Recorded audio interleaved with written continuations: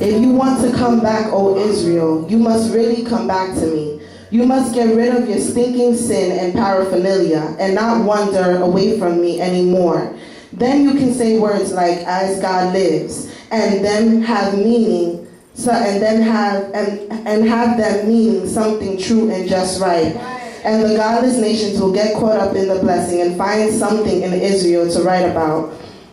Here's another message from God to the people of Judah and Jerusalem. Plow your unplowed fields, but then do not plant weeds in the soil. Yes, circumcise your lives for God's sakes. Plow your unplowed hearts, all you people of Judah, Jerusalem. Prevent fire, the fire of my anger, for once it starts, it can't be put out. Your wicked ways are a fuel for the fire. Amen. Amen. You could be seated.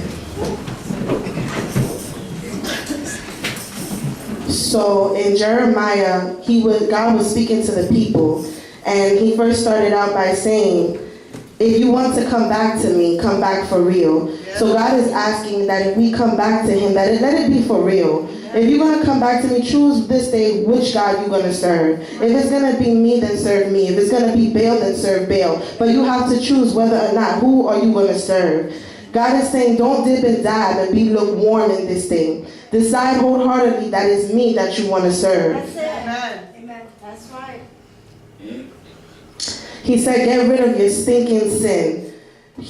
Our sin stinks before him. He said, get rid of the sin and the paraphernalia. Right. Paraphernalia is the stuff that connects you to sin. Right. Anything that connects you to sin or even makes you think about it, purify yourselves and get rid of it totally and purely, so that this way you could serve God with a pure heart. And you can come before him. He says, this thing stinks before me. These things pull you away from me. And if you're connected to this in any type of way, drop it. Amen. Come on.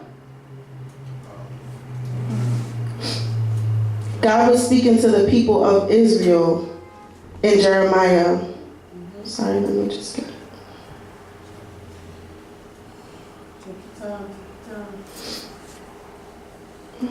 All right. Phone acting up.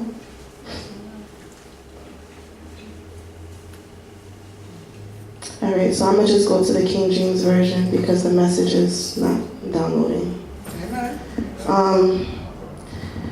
So he said, in the message it says, return to me, and if you will, put away your abominations out of my sight. Then you shall not be moved and swear. The Lord lives in truth and in judgment and in righteousness. So he's saying, like, if you put away these things out of my sight, then you shall not be moved. So once you put away sin out of his sight, nothing can move you because you have no more sin inside of you. So put these things away so that this way you shall not be moved, he says. It says, in truth and in judgment, the nations shall bless themselves in him, and in him they shall glory. For this says the Lord of men. Break up your fallow ground, and sow not among thorns. Circumcise yourselves to the Lord, and take away the foreskins of your heart. We know Papa's been talking about taking out the iniquities and the secret sins of the heart. And God wants us to purify our hearts, to take out everything in it that's not like him. To break up the fallow ground is to break up your evil habits. Sow not among thorns. Clear your heart of the weeds. We know that weeds are a plant that is not valued. It tends to grow and choke out the more desirable plant. So we know God, the more desirable plant is, he wants to give us kindness. He wants us to love. He wants us to have compassion. So the evil habits such as anger and bitterness and strife and hate, those things choke out the very thing that God wants us to, that grow inside of us. He wants us to have kindness and compassion. And he wants us to have a pure relationship before him. With these iniquities in our heart, there's no way we could come before God and even begin to open our mouths and pray, because he's looking at you and saying, look at all this stuff inside of you. How are you I don't even want to see you right now with all that thing inside of you. You have to purify yourself before you even come to talk to me. And I can speak for myself. When Minister K was talking last week about removing the mask, we live in a world full of lies. So coming into the church home, you used to the lies of the world. And sometimes we bring that into prayer with God. and you think that you are in a place with God, but you're really not. And I had to come between Gibson and myself and say, Jasmine, are you really in a place where God wants you? Are you being truthful with him right now? And to be truthful with him was the most hardest thing I had to do. To tell God what was really inside my heart. God, I'm an angry person. I'm bitter, God.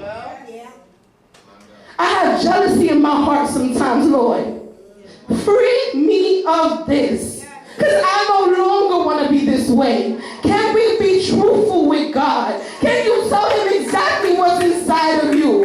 That you are not this person that you portray to be. That you can sit here and laugh and smile in front of people in their face, but in your heart, you are angry, you're hateful, you're bitter. And these are the things that God wants. I used to hide myself. And God said, no, daughter. That thing right there that you try to hide, that's what I want. That anger, that bitterness, that strife, the jealousy, give it to me. Why are you trying to hide it? So I have to be truthful with God.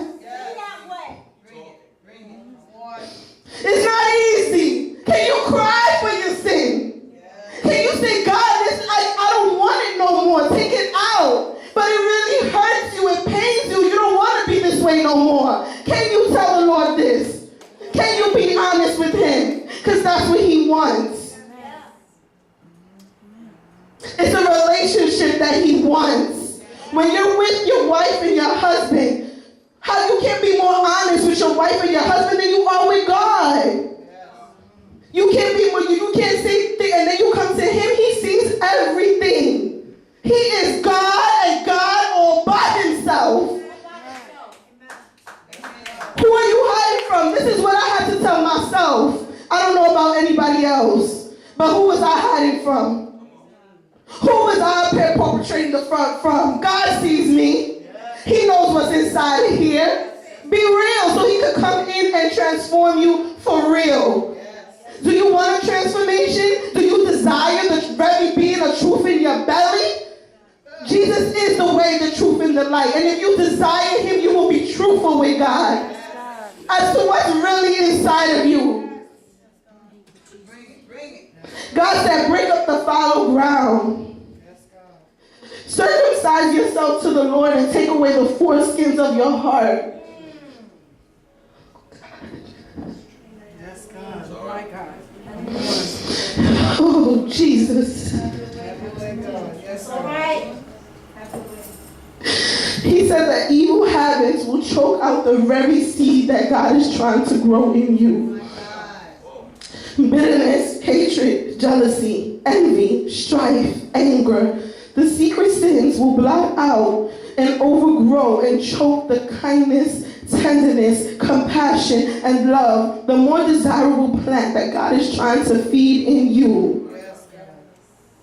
You wonder why you hear the word week after week and there's no transformation. You have to check with inside yourself. We come here Sunday after Sunday and it's not about nothing else but transformation. No matter how much word you hear, without uprooting these things in your heart and being truthful and honest to what God's about, there can never be any true fruit. God. In Deuteronomy 10:16, it reads, circumcise your hearts, therefore, and do not be stiff-necked. I know when I'm doing my daughter's hair sometimes, and I'm trying to guide her head, and she all stiff-necked. I can't guide her head. I'm like, Michaela, come on, I'm trying to, and she's like being all stiff, and I'm like, you gotta turn this way. Come on, flow with mommy. So that's what God wants us to do. He wants us to flow with him. He doesn't want us to be all stiff-necked. He's like, I'm trying to guide you. I'm trying to lead you on the way to righteousness. I'm trying to lead you on the path to bless you. My ways are not wicked. My ways are only to better you. Won't you let me guide you? Let me guide you. Just give it to me, everything. Yes. And my brother Keith was talking about the devil will lullaby the people to death, will lullaby the people to death and squeeze the very life. So through his lullaby, I got that off of, Minister Keith, it's through anger and bitterness and all these things that you keep in your heart is how he's lullabying you to death. And then he deceives you to think that you're in a way that you're not. Yes. You feel like I'm okay, all right, I have all these things, I got anger, bitterness, and I'm like, oh Lord, I bless you today. And he's looking at you like, really? Really? Wash yourself. Be truthful with me. And oh man. It says in the last part of Jeremiah, he says, like keepers of the field they are against her all around, because she has been rebellious against me, says the Lord. Your ways and your doings have procured these things for you. This is your wickedness, because it is bitter, it reaches your heart. So God is saying here, like, because of the rebelliousness and whatnot, being rebellious, it gives bitterness in your heart. It puts bitterness there. So he's saying, just walk in my ways. Walk in my ways, listen and follow, and you shall eat the good of the land. Amen. So far the scriptures. Amen.